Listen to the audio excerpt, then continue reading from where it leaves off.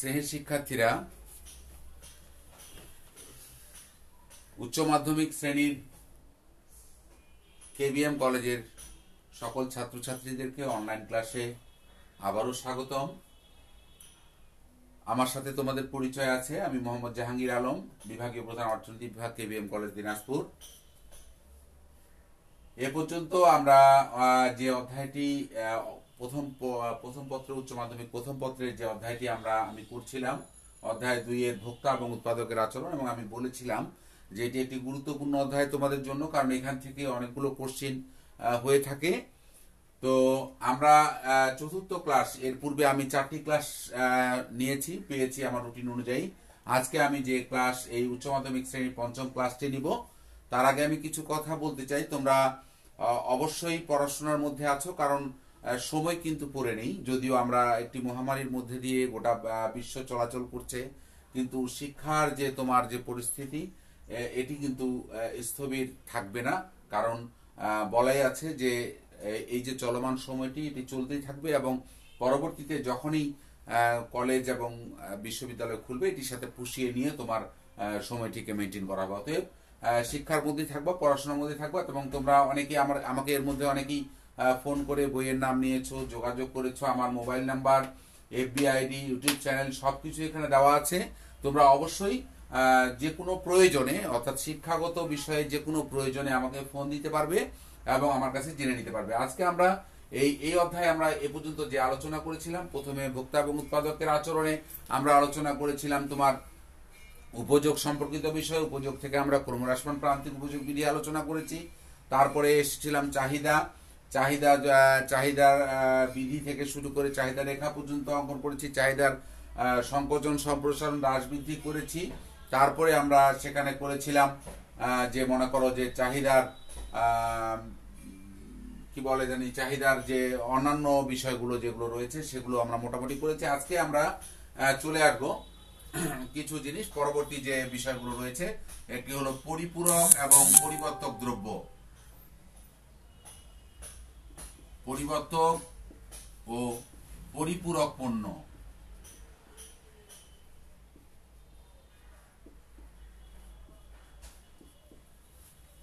এখানে আমরা এই দুটি দ্রব্যের ধারণা দিব। তোমরা অবশ্যই ধারণাগুলো একটু ভালোভাবে শুনবে, তাহলে কিন্তু তোমার কাছে সহজ হয়ে যাবে।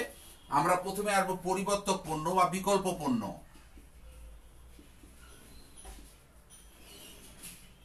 পরিবর্তক বা বিকল্প পণ্য ইংরেজি হলো সাবস্টিটিউট গুডস।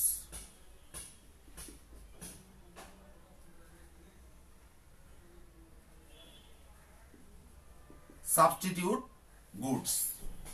তো শ্রেণীর শিক্ষার্থীরা, আমরা সকলেই জেনে থাকি যে পরিবর্তক বা বিকল্প মানে কিন্তু একটির পরিবর্তে আরেকটি। এটি সবসময় আমরা বিকল্প মানে একজনের পরিবর্তে আরেকজন, অর্থাৎ আমি থাকলাম না, আমার পরিবর্তে আমার এক বন্ধুকে রাখা হলো, সেটি কিন্তু বিকল্প। এটি যদি হয়ে থাকে বিকল্প, পণ্যের ক্ষেত্রেও ঠিক তেমনটি আছে যে একটি দ্রব্য, দুটি দ্রব্য রয়েছে, মনে করো দুটি দ্রব্যের মধ্যে আমি যদি একটি দ্রব্যের পরিবর্তে অপর একটি দ্রব্যকে ব্যবহার করে থাকি, তাহলে দ্রব্য দুটিকে একটিকে অপরটির পরিবর্তক দ্রব্য বলা হয়। যেমন মনে করো আমি এখন চা খাই, চায়ের পরিবর্তে আজকে আমি চা পেলাম না বা চা নেই, চায়ের পরিবর্তে আমি কফি খেলাম। ঠিক কফিটাও চায়ের চেষ্টাটা আমার মিটালো, সেক্ষেত্রে চায়ের বিকল্প বা পরিবর্তক পণ্য হলো কফি। তারপরে আমরা অনেক সময় চিনি নেই, চিনির জায়গায় আমরা কি করছি, চিনির পরিবর্তে আমরা গুড়ের ব্যবহার করছি।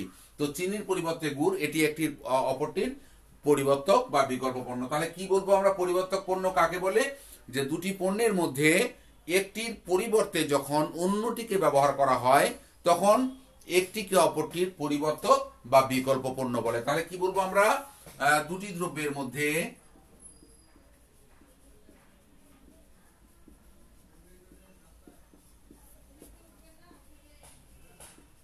একটির পরিবর্তে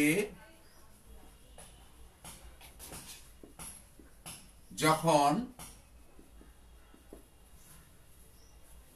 অন্যটিকে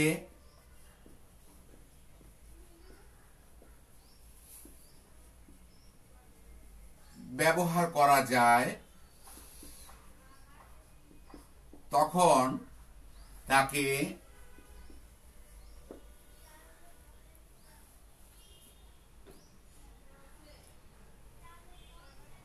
পরিবর্তক পণ্য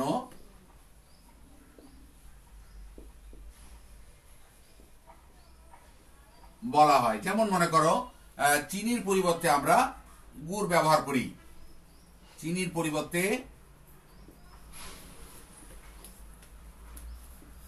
গুড়, তাহলে আমরা একটির পরিবর্তে অন্যটি। আমরা মনে করো যে চায়ের পরিবর্তে কফি,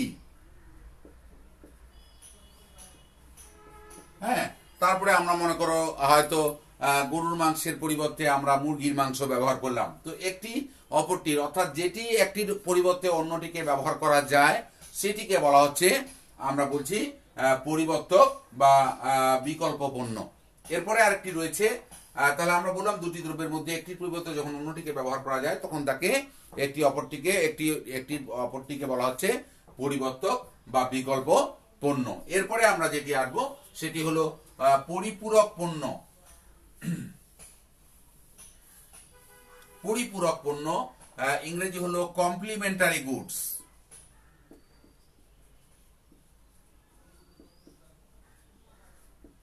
ইংরেজি হলো কমপ্লিমেন্টারি গুডস।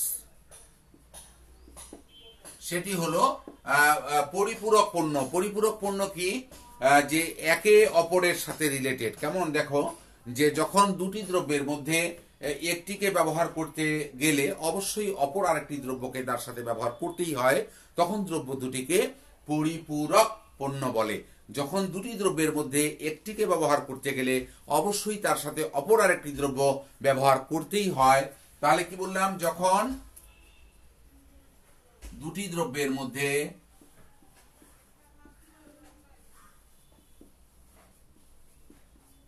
একটিকে ব্যবহার করতে গেলে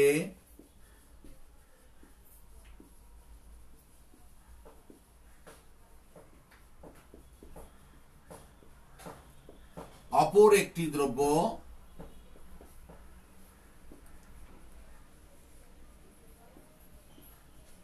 ব্যবহার করতেই হয়,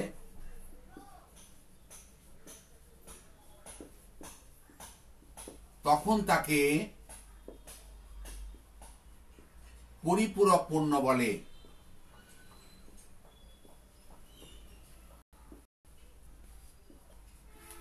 যেমন মনে করো আমরা যখনই আমরা মনে করো যে আমরা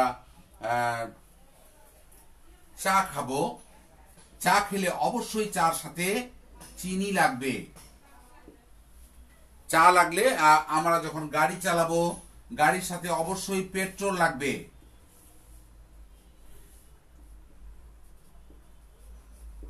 শুধু এটি নয়, আমরা দেখো যে মোবাইল ফোন চালাচ্ছি, মোবাইল ফোনটি সিম ছাড়া চলবে না, অর্থাৎ একটি অপরটির পরিপূরক পণ্য। চা চিনি, হ্যাঁ, গাড়ি পেট্রোল, মানে একটি না হলে, যেমন আমরা কলম যখন চালাবো, কলম কালি, হ্যাঁ, কলম কালি ছাড়া কলম চলবে না। তাহলে এগুলো একটি অপরটির পরিপূরক পণ্য। পরিপূরক তাহলে কি বলছি আমরা, কমপ্লিমেন্টারি গুডস কোনগুলোকে বলবো আমরা, যেগুলো পণ্য একটি দ্রব্যের ব্যবহার করলে তার সাথে অপর একটি দ্রব্য তোমাকে ব্যবহার করতেই হয়, তখন দ্রব্য দুটিকে বলা হচ্ছে পরিপূরক পণ্য। তাহলে শ্রেণীর শিক্ষার্থীরা, আমরা দুটি পণ্যের ব্যাপারে জানলাম, একটি হলো পরিবর্তক এবং পরিপূরক পণ্য। খুবই গুরুত্বপূর্ণ টপিক এগুলো, কারণ এই যে জ্ঞানমূলক প্রশ্ন সৃজনশীলের মধ্যে থেকে থাকে, জ্ঞানমূলকে অবশ্যই দেখবা ম্যাক্সিমাম সময় পরিবর্তক পণ্য কি অথবা পরিপূরক পণ্য কি এটি এসছে, এবং দেখবা সৃজনশীল কোশ্চেনও এগুলো দিয়ে তৈরি করা রয়েছে। তাহলে যদি তোমার এই দুটি জিনিসের ধারণা না থাকে, তাহলে অবশ্যই তুমি বলতে পারবে না যে এটি কোন পণ্যের মধ্যে পড়ে। তাহলে অবশ্যই আমাদের এই দুটি ধারণা থাকতে হবে। একটি হলো পরিবর্তক পণ্য, আমরা যেটি বললাম যে একটির পরিবর্তে অপরটিকে ব্যবহার করা যায়, তাহলে দ্রব্য দুটিকে বলা হচ্ছে পরিবর্তক পণ্য। আর পরিপূরক পণ্য আমরা যেটি বললাম, যে যখন দুটি দ্রব্যের মধ্যে একটি ব্যবহার করলে তার সাথে অপর আরেকটি দ্রব্য ব্যবহার করতেই হয়, তখন দ্রব্য দুটিকে বলা হচ্ছে পরিপূরক পণ্য। তাহলে আমরা গেলাম পরিবর্তক এবং পরিপূরক পণ্য। এরপরে যেটি তোমাদের পুস্তক খুললে যে জিনিসটি পাবে সেটি হলো চাহিদার স্থিতিস্থাপকতা। এরপরে যেটি রয়েছে সেটি হলো চাহিদার স্থিতিস্থাপকতা।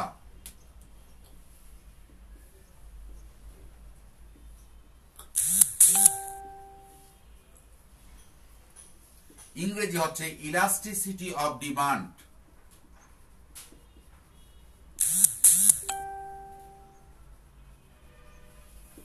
ইলাস্টিসিটি অফ ডিমান্ড, চাহিদার স্থিতিস্থাপকতা। এখানে আমরা বলছি স্থিতিস্থাপকতা, যেটিকে বলা হচ্ছে সাড়া দেওয়ার প্রবণতা, হ্যাঁ, বা নমনীয়তা, অর্থাৎ একটাকে আরেকটা যে সাড়া দেয়, একটির জন্য যে মানে মনে করো যে একটি, যেমন আমরা একটা চোখে একটা পানিতে যখন একটা ঢিল ফেলে দিব তখন দেখবা অটোমেটিকলি পানিটা নড়ে গেল, সরে গেল। তো এই যে সাড়া দেওয়ার প্রবণতা, ঠিক এখানে চাহিদার ক্ষেত্রে আমরা দেখতে পাই দামের সাথে চাহিদার একটা রিলেশন রয়েছে।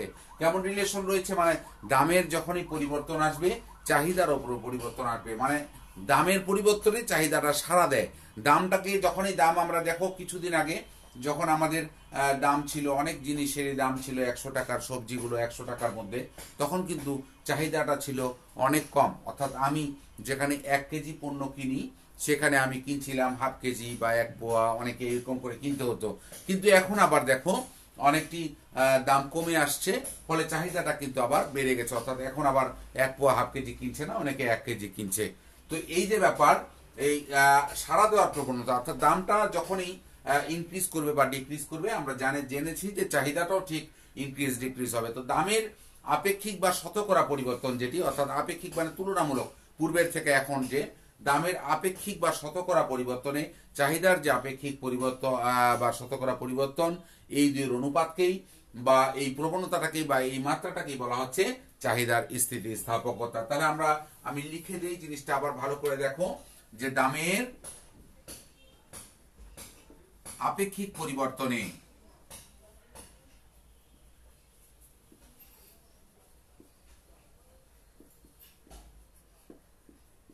চাহিদার যে আপেক্ষিক পরিবর্তন,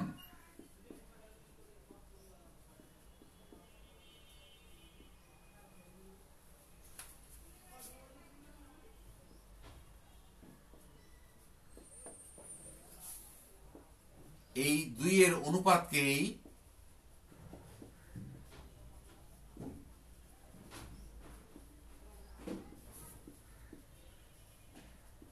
চাহিদার স্থিতিস্থাপকতা বলে।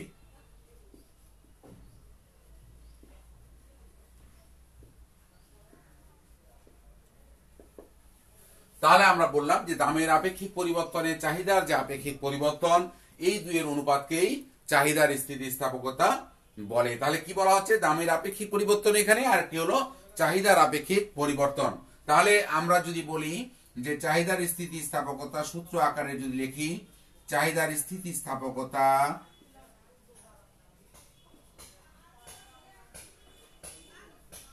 ED, elasticity of demand. তোমরা মনে রাখবা চাহিদার স্থিতিস্থাপকতা বা যদি বলে মূল্য স্থিতিস্থাপকতা বা দাম স্থিতিস্থাপকতা, তাহলে সূত্রটি একই হবে। ইডি তখন আর খালি লিখতে হবে মূল্য স্থিতিস্থাপকতা, ইপি হবে তখন ইলাস্টিসিটি অফ প্রাইস, আর যখন চাহিদার স্থিতিস্থাপকতা বলবে তখন আমরা লিখবো ED, elasticity of demand. ED equal to চাহিদার আপেক্ষিক পরিবর্তন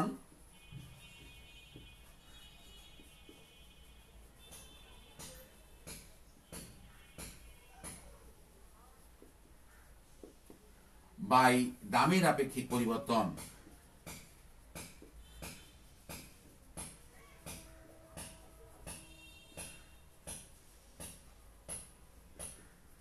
তাহলে এখানে দুটি জিনিস পাওয়া গেল, একটি চাহিদার আপেক্ষিক পরিবর্তন, নিচে পাওয়া যাচ্ছে দামের আপেক্ষিক পরিবর্তন। এখন এটিকে এই আপেক্ষিক পরিবর্তন বা রিলেটিভ যে চেঞ্জ, এইটিকে আমরা যদি ভাঙ্গালে যেটি পাই, চাহিদার আপেক্ষিক পরিবর্তনকে আমরা এভাবে লিখবো কিভাবে? দেখো, যে চাহিদার পরিবর্তন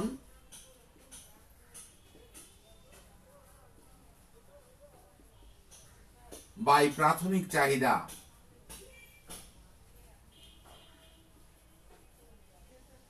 তাহলে দামের আপেক্ষিক পরিবর্তনটি কি হবে? যে দামের পরিবর্তন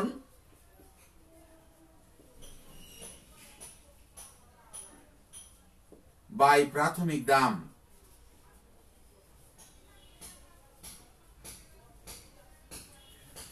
তাহলে আমরা লিখবো চাহিদার স্থিতিস্থাপকতা হলো, আমরা জানলাম চাহিদার আপেক্ষিক পরিবর্তন বাই দামের আপেক্ষিক পরিবর্তন। চাহিদার আপেক্ষিক পরিবর্তনকে আমরা লিখতে পারি চাহিদার পরিবর্তন বাই প্রাথমিক চাহিদা, এবং দামের আপেক্ষিক পরিবর্তনকে আমরা লিখে থাকি দামের পরিবর্তন বাই প্রাথমিক দাম। এখন যদি আমরা হয় এখানে দেখো, তাহলে এখানে আমরা লিখে থাকি যে চাহিদার পরিবর্তনকে আমরা প্রকাশ করি, গাণিতিক যে প্রকাশ সেটি হলো চাহিদার পরিবর্তনটি গাণিতিক প্রকাশ করলে হবে এরকম ডেল্টা কিউডি। ডেল্টা মানে পরিবর্তন, এটার নাম হলো ডেল্টা। ডেল্টা হচ্ছে পরিবর্তন প্রকাশ করে, তাহলে ডেল্টা কিউডি হলো quantity of demand. Quantity of demand মানে চাহিদার পরিমাণ, ডেল্টা মানে পরিবর্তন, কোয়ান্টিটি অফ ডিমান্ড মানে চাহিদার পরিমাণের পরিবর্তন, আর প্রাথমিক চাহিদা হবে quantity of demand. Quantity of demand, তাহলে আমরা পেলাম চাহিদার পরিবর্তন হচ্ছে তোমার হচ্ছে চাহিদার পরিবর্তন হচ্ছে যে চাহিদার পরিবর্তন হচ্ছে ডেল্টা কিউডি।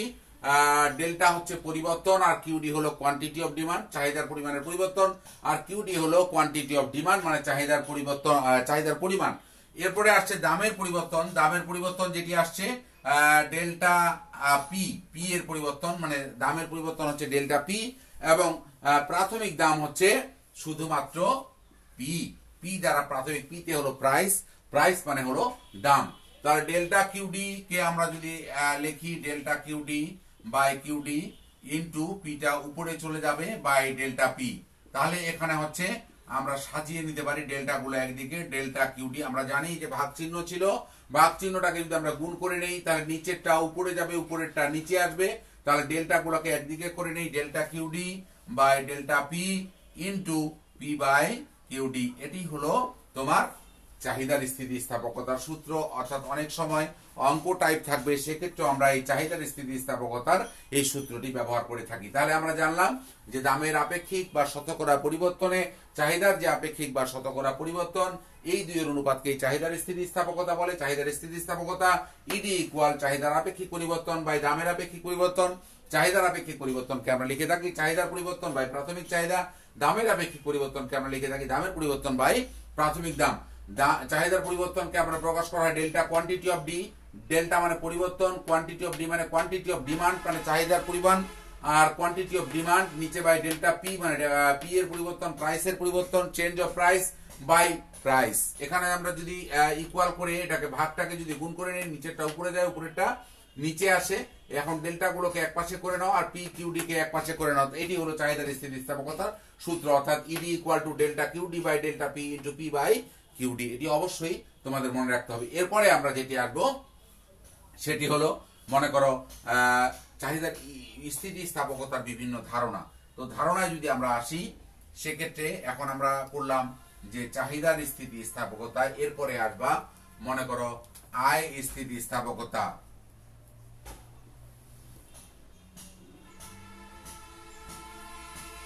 আয়ের আগে আমরা আরেকটি করে নেই যোগানের স্থিতিস্থাপকতা। যোগান আমরা এখনো পড়িনি, কিন্তু যোগানের স্থিতিস্থাপকতার সাথে এটি রিলেটেড, এই জন্য আমরা যোগানের স্থিতিস্থাপকতা লিখে নিচ্ছি।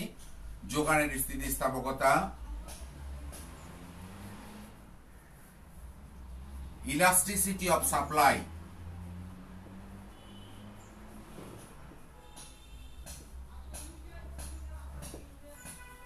শ্রেণীর শিক্ষার্থীরা, ইলাস্টিসিটি অফ সাপ্লাই যে জিনিসটি এসছে তোমার যোগানের স্থিতিস্থাপকতা, সেটিও দামের সাথে রিলেটেড।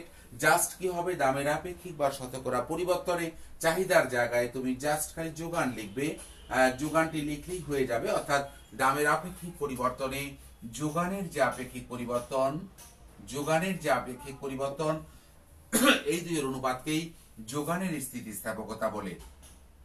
যোগানের স্থিতিস্থাপকতা বলে। তাহলে যোগানের স্থিতিস্থাপকতা চাহিদার জায়গায় যোগানের লিখবে, যোগানের স্থিতিস্থাপকতা ইএস ইলাস্টিসিটি অফ সাপ্লাই, যেহেতু চাহিদার জায়গায় আমরা লিখবো জাস্ট যোগান। যোগানের আপেক্ষিক পরিবর্তন, যোগানটিও দামের সাথে রিলেটেড, সো দ্যাট যোগানের আপেক্ষিক পরিবর্তনটি উপরেই থাকবে এবং দামের আপেক্ষিক পরিবর্তন নিচে থাকবে। যোগানের জায়গায় চাহিদার জায়গায় জাস্ট যেখানে যেখানে চাহিদা রয়েছে সেখানে সেখানে যোগান হবে, এখানেও প্রাথমিক যোগানটি মিলে গেল, যোগানগুলো রয়ে গেল, তার নিচে রয়েছে দামের পরিবর্তন বাই প্রাথমিক দাম। এখন আমরা যোগানের আপেক্ষিক পরিবর্তন, যোগানের পরিবর্তন যেটি রয়েছে, যোগানের পরিবর্তনটি হচ্ছে আমরা প্রকাশ করব যেটি দিয়ে। যোগানের পরিবর্তন হচ্ছে ডেল্টা কিউএস। আমরা লিখেছিলাম কিউডি, ডিমান্ডের ক্ষেত্রে লিখেছিলাম কিউডি, আর সাপ্লাই এর ক্ষেত্রে হবে ডেল্টা কিউএস। প্রাথমিক যোগান হচ্ছে কিউএস, আর নিচে হচ্ছে দামের পরিবর্তন, তাহলে ডেল্টা পি, আর প্রাথমিক দাম হচ্ছে পি। এগুলো যদি আমরা উল্টাপাল্টা করি বা উলট পালট করি, আমরা দেখেছি এর পূর্বেও, উলট পালট করলে হবে ডেল্টা কিউএস বাই কিউএস, আর নিচে হচ্ছে উপরে পি বাই ডেল্টা পি। এদিকে যদি আমরা ঠিক করে ডেল্টা গুলোকে একদিকে নেই, তাহলে delta QS by delta P into P by QS. এটি হলো যোগানের স্থিতিস্থাপকতা। তাহলে একই জিনিস, জাস্ট শুধু চাহিদার জায়গায় আমরা যোগান লিখবো, তাহলে সেটি যোগানের তাহলে দামের আপেক্ষিক বা শতকরা পরিবর্তনে যোগানের যে আপেক্ষিক বা শতকরা পরিবর্তন, এই দুইয়ের অনুপাতকে এই যোগানের স্থিতিস্থাপকতা বলে। তাহলে শ্রেণীর শিক্ষার্থীরা, তোমরা খুব ভালো করে বুঝেছো, চাহিদার জায়গায় শুধুমাত্র যদি আমরা যোগানটাকে রিপ্লেসমেন্ট দেই, দেন সেটি হয়ে গেল যোগানের স্থিতিস্থাপকতা। এরপরে চলে আসবো আমরা, সেটি হলো ইলাস্টিসিটি অফ ইনকাম, মানে আয় স্থিতিস্থাপকতা। আয় স্থিতিস্থাপকতা,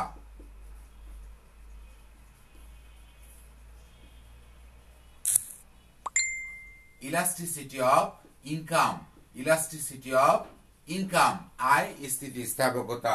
তাহলে এখানে যেটি হবে সেটিও দেখবা একই ঘটনা। এখানে কিন্তু দামের জায়গায় শুধু আয় হবে, এখানে দামের জায়গায় আয় হবে, দামের জায়গায় আয়। আয়ের আপেক্ষিক বা শতকরা পরিবর্তনে চাহিদার যোগান আর থাকবে না, কারণ চাহিদার আয়টা চাহিদাকে প্রভাবিত করে। চাহিদার যে আয়ের আপেক্ষিক বা পরিবর্তনে চাহিদার যে আপেক্ষিক পরিবর্তন, চাহিদার যে আপেক্ষিক পরিবর্তন, এই দুইয়ের অনুপাতকেই আয় স্থিতিস্থাপকতা বলে।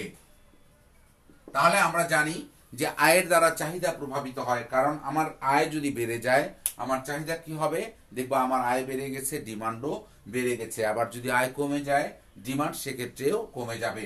তাহলে আমরা আয়ের দ্বারা আমরা দেখি চাহিদা প্রভাবিত হয়। তাহলে আমরা বলবো আয়ের আপেক্ষিক পরিবর্তনে, আপেক্ষিক বা শতকরা পরিবর্তনে চাহিদার যে আপেক্ষিক বা শতকরা পরিবর্তন, এই দুইয়ের অনুপাতকে বা এই মাত্রাটাকে বলা হচ্ছে তোমার হচ্ছে আয় স্থিতিস্থাপকতা। আয় স্থিতিস্থাপকতার সূত্র,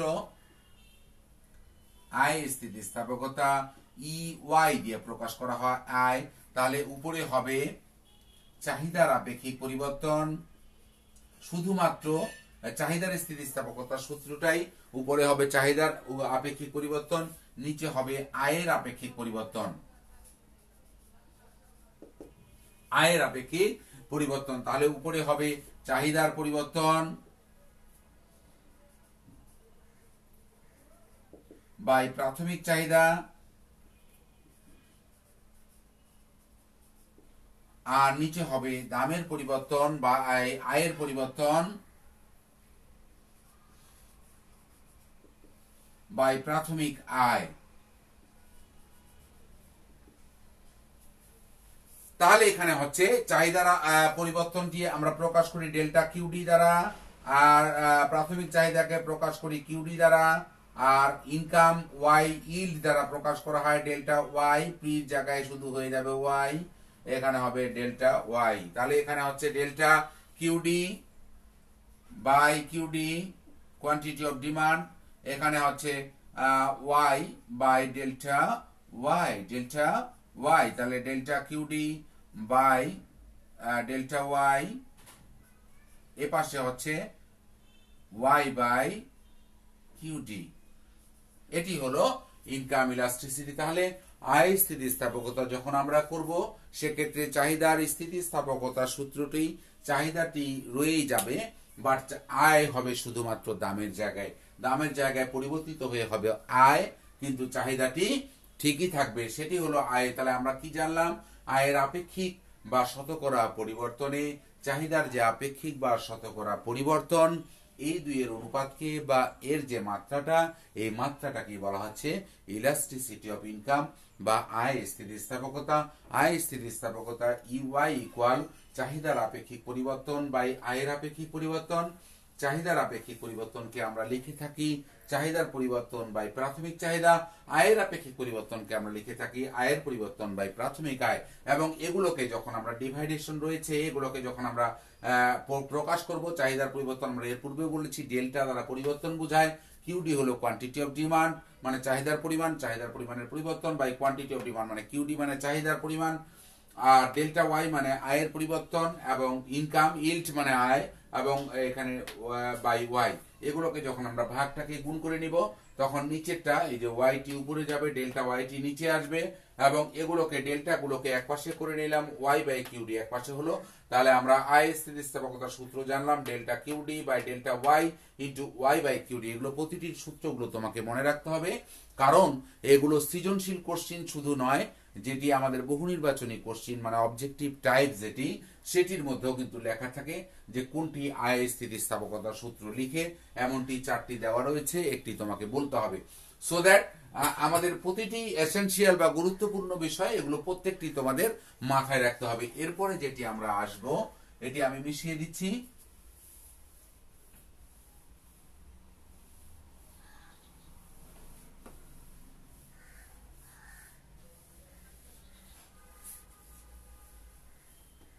এরপরে আমরা আসবো আড়াআড়ি স্থিতিস্থাপকতা।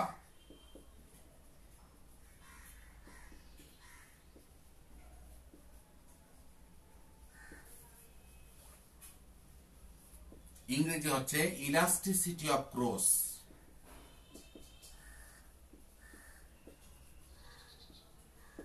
ইলাস্টিসিটি অফ ক্রস অবশ্যই ইংরেজিগুলো মনে রাখবে, কারণ এরপরে যে কোনো সময় এরপরে তোমরা যখন উচ্চশিক্ষায় যাবে, এই ইকোনমিক্স যদি আবার কখনো পাও, সেক্ষেত্রে এমন হতে পারে, মনে করো তুমি বিবিএ করছো বা এমবিএ করছো, হ্যাঁ, সেক্ষেত্রে এরপরে সেক্ষেত্রে দেখবা এগুলো ইংলিশ মিডিয়ামে তোমাকে পড়তে হচ্ছে।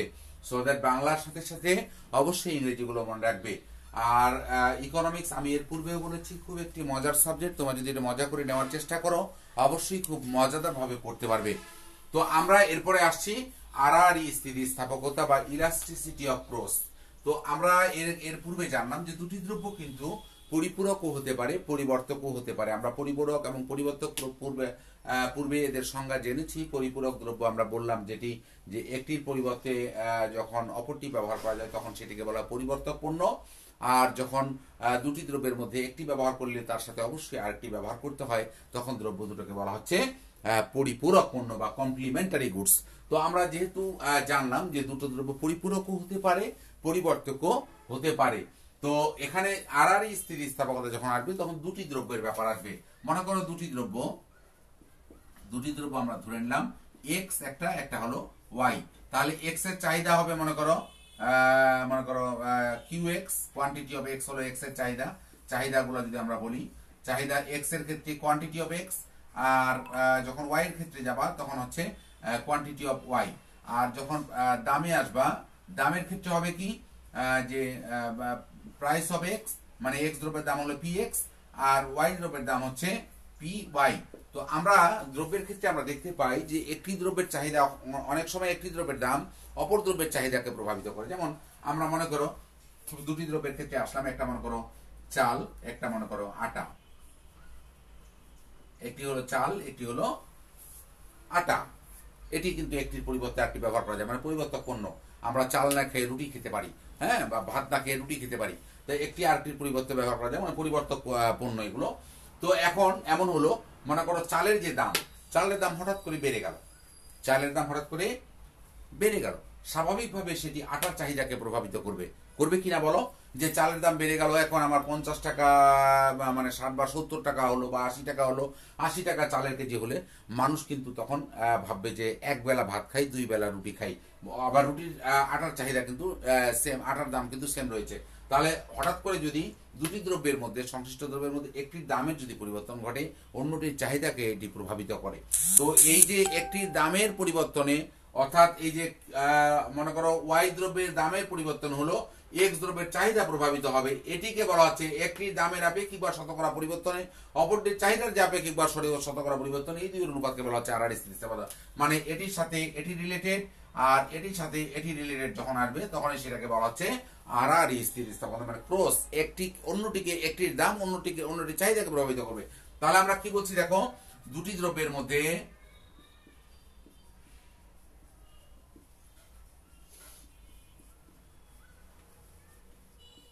একটির দামের আপেক্ষিক পরিবর্তনে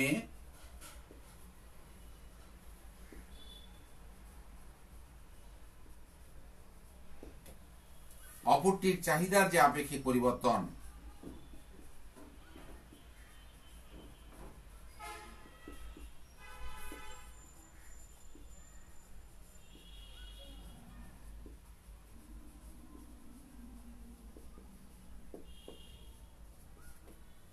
এই দুইয়ের অনুপাতকেই আরআর স্থিতিস্থাপকতা বলে।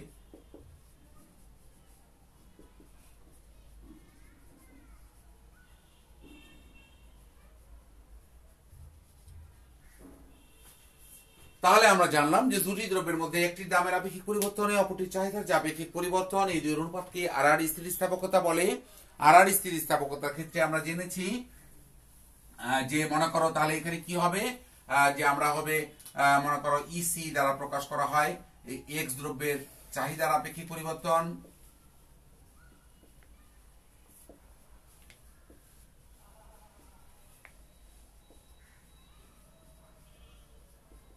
আর একটি অন্যটি হলো ওয়াই দ্রব্যের দামের আপেক্ষিক পরিবর্তন।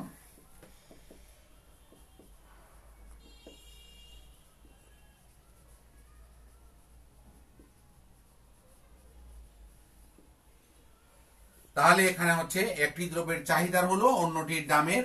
এরপরে আমরা এটিকে লিখতে পারি ভাঙ্গায়, যদি আমরা লিখি তাহলে দেখো কিভাবে লিখবো, এক্স দ্রব্যের চাহিদার পরিবর্তন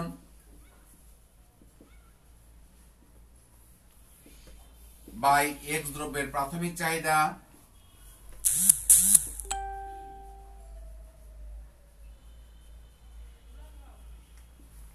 আর একটি হলো ওয়াই দ্রব্যের দামের পরিবর্তন বাই ওয়াই দ্রব্যের প্রাথমিক দাম।